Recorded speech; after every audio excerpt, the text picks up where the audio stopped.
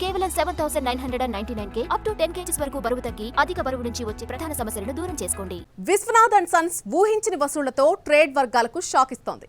సినిమాకు positive talk వస్తే ఆ పవర్ ఏంటో ఈ ఫ్యామిలీ మూవీ చూపించింది. ప్రతి చోట ఫుల్ అయిపోవడం, టికెట్లు దొరకపోవడంతో వీకెండ్లో చాలా చోట్ల స్క్రీన్స్ పెంచేశారు. సూర్య పాత చిత్రాల రికార్డులన్నీ కూడా చెరిగిపోతున్నాయి. 3 రోజుల్లో విశ్వనాథ్ అండ్ సన్స్ ఎంత కలెక్ట్ చేసింది? సినిమా గురించి మాట్లాడుకోవాల్సి వస్తే విశ్వనాథ్ అండ్ సన్స్ టాపిక్ రావాల్సిందే. దర్శకుడు వెంకీ అట్లూరి రాసుకున్న కథకు ఫ్యామిలీ ఆడియన్స్ కనెక్ట్ కావడంతో తెలుగు, తమిళ ఆడియన్స్ బ్రహ్మరథం పడుతున్నారు. ఇక ఓవర్సీస్ లో అయితే సూర్య నటించిన 24 సినిమా రికార్డును బ్రేక్ చేసింది.